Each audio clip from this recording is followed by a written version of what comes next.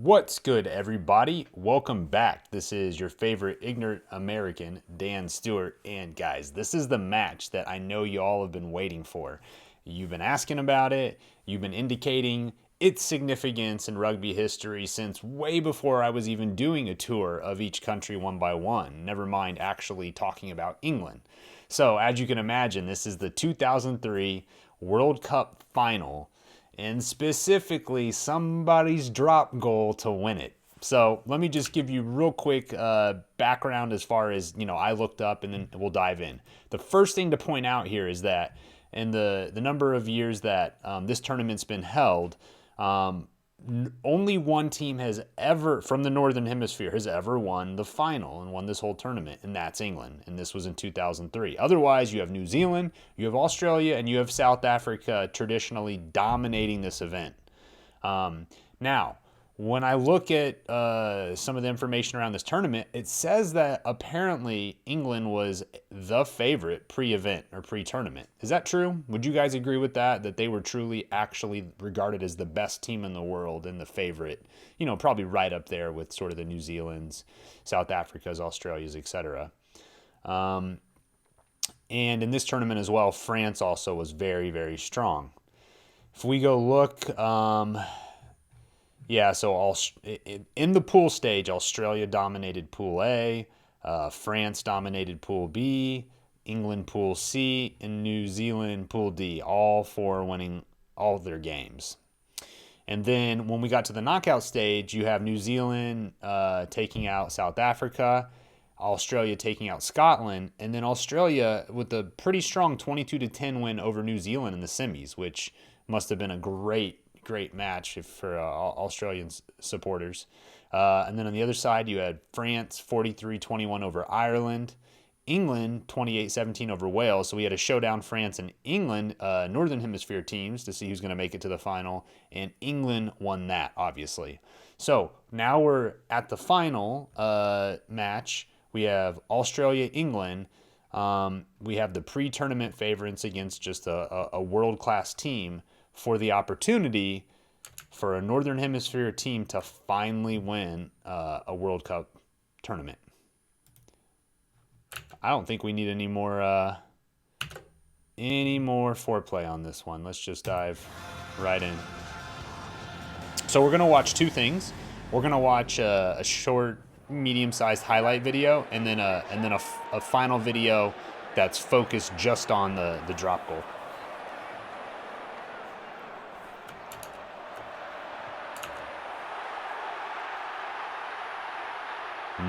Wow. Huge take. Oh, yeah, the English player, he worked his way under it. He didn't go aggressively for it. Oh, no! Centimeters off. Those points could have made a difference, really. If there's any other kicks missed as well from Australia's side, that would have been the difference in the match. You're okay. You were the tackler. Didn't get it, then you went round the wrong way. You can't have a punt of it twice. So that would be Wilkinson right here, scoring that kick. There wouldn't have been anyone else during this time kicking for England, right? That would have been all Wilkinson.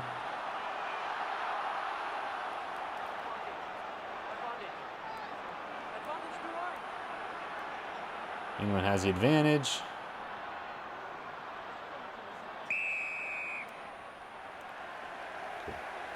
man here playing the man without the ball. Way off the ball. Number 10 goal.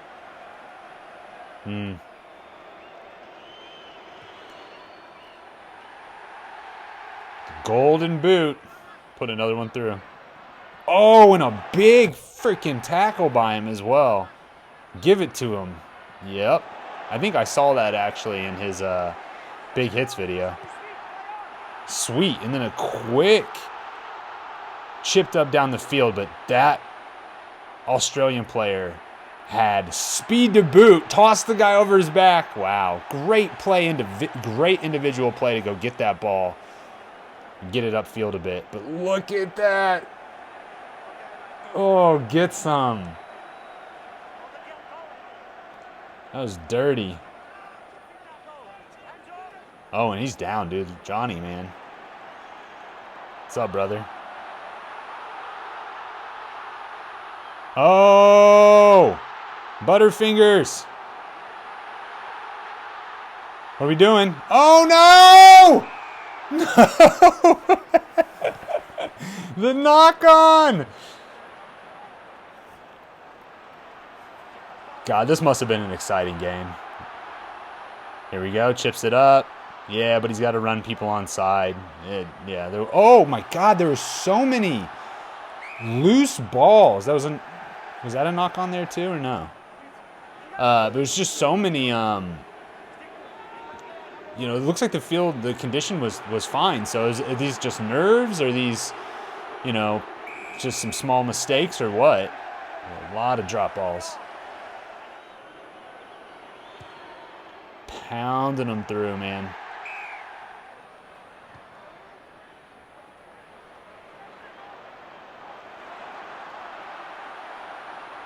There we go. I like that. Oh, yeah, but he got taken. So pause.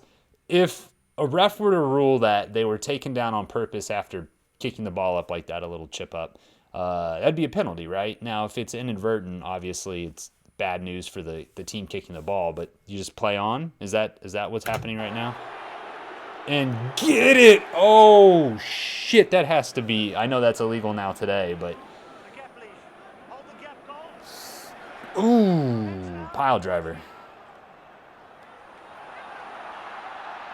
Nice offload. Yeah. Nice score.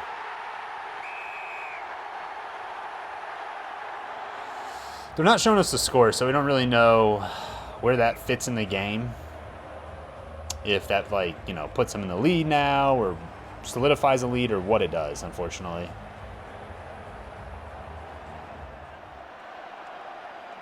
This is before the they still did little lift-ups, but before the real big lift-ups, right?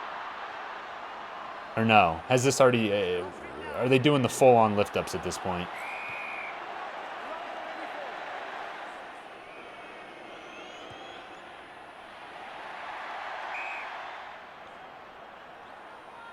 We go Australia. Let's see your quality here.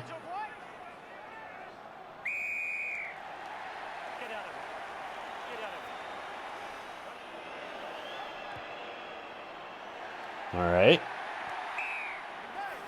Trying to keep it close. What's that? Another penalty? Wait, has he got the score up there? Oh, wow. Yeah, he got pulled down, right? That's dangerous. Oh, shnikey.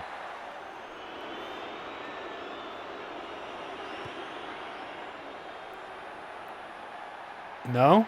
He got it through. I was going to say, that almost didn't have the leg. We're seeing a lot more of these contested lineouts. So did Johnny miss a single kick in this match? Was that like the difference between them winning or losing? Was him being essentially perfect? Or did he miss something? The legend's better if he didn't miss any, FYI. That was a great line out. Ooh, but did not find space.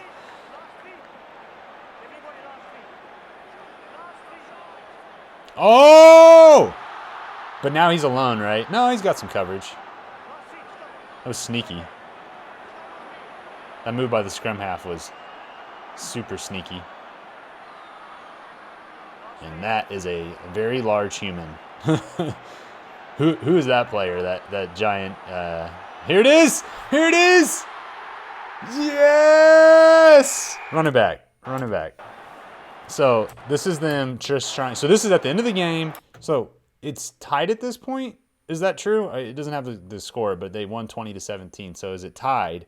And they're just trying to eke out some, anything to win here. And so let's just move this back a little bit. So they get this line out.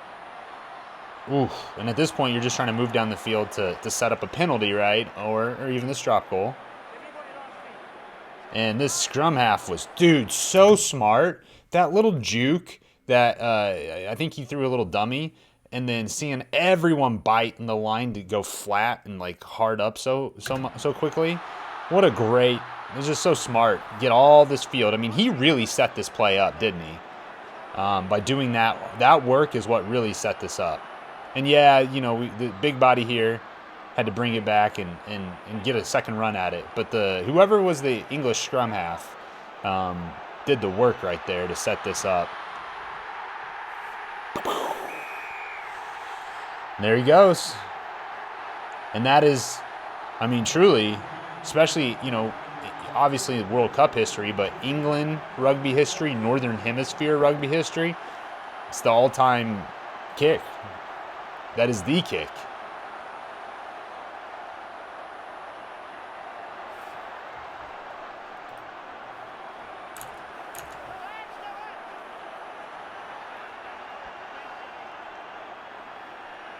Get rid of it. Is that it? Holy crap. All right, so we're going to watch now a little bit more detail on that specific point. All right, so let's dive into that right now. South Africa's Andre Watson remains the only man to have refereed 2 World Cup finals. His second was in 2003 in Australia. I heard the Monday before the game that I was going to referee the final. Actually, that's not quite true, because Steve Griffiths, the referee manager, called 3 of us in a week before then and said, you guys are going to go out there and do, some of you are going to do semi-finals, others, and you're basically in the mix. But 1 and 3 is quite different from actually hearing that it's you. I went out there as the reigning World Cup final referee and just tried to... That's cool. You know, I was under a different type of pressure. Yeah, man. It was expected of me to show people how it's done. Yeah, you're the man at that point. The best. I was supposed to be of the best, and that You can't feel the pressure. You've been there. A minute of it, and then I got the final. So it was surprising. No one was more surprised than me. The 2 best teams in world rugby. These players facing the biggest opportunity of their lives. England really had a good team. They were probably the complete team from number 1 to number 15 plus the reserves on the bench. I don't think there was a flaw in the game. They were really powerful in the scrums. They were good line-out jumpers. They could maul, they could run, they could defend, they could do everything. And Australia was perhaps a surprise package because no one expected them to get there. I did, because you can never write a top team off. And they got into the final, and they played a very, very good game. And I think to most people's surprise, they kept England. This was a great play. Check. England never ran away with it. It was tight all along. I'm pretty sure that there was never more than 1 score between the 2 teams right till the end of the game. It's a great game. There's people playing each other. Like you guys now, you were hit about 2-3 meters after the start. Then your people dive on top of it. It's both ways. Play on the ball. Don't play off the ball. Right? Otherwise, I'll deal with it. Andre Watson doing an outstanding job here in very difficult conditions. I was really criticised, specifically in England, for the last penalty in normal time against England at the scrum time. The argument or the point was that how do you penalise the team that dominates at scrum time? And my answer was, you can dominate, but you've got to dominate in a legal way. If it's illegal, that's What do you do? his job to blow the whistle. During the game when I Show made us what he did. that call, I had no hesitation. It was just a simple call to me, one of many that you do in a game of rugby, but it had What hell was of the a call? consequences, and there was an aftermath that went on for months. So someone like stand up or, you know, get loose or whatever, turn it.